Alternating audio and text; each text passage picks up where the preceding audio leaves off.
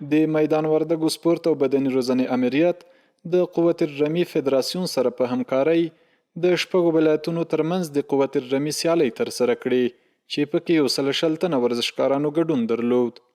خوشبختانه د دغه سیالۍ یوازینی هدف د ځوانانو پیژندل او نوې استعدادونه پیدا کول چې ټول تقریبا 120 لوبغاړو په دغه سیالیو کې برخه اخیستې او 2 ورځې به دوام وکړي. دومین دور مسابقات قهرمانی استعدادیابی قوت الرمی هست.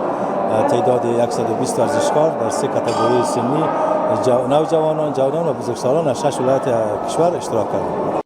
ورته مهال ورزشکاران له دې سیالیو خوښ دي، وایي په دې سره به دوی لا وروزل شي او په راتلونکي کې به د هیواد لپاره په یاده برخه کې هم سیالۍ ترسره کړي. خیلی خوشحال هستیم در این مسابقه اشتراک کردیم دیگه. دوره اولی ما در مسابقه اشتراک کردیم دیگه. انشالله به پیروزی انشالله برسیم. این تجربه آدم بالاتر میشه، راجع به هر چی آدم یک ذره تجربه تر میگیره تا مسابقه خارجی برسه آدم. همدارنګه د میدان وردګو د ورزش مسؤلینو په وینا وړاندې هم ورته لوبې ترسره کړي او بیا یې هم د ترسره کېدو پلان لري.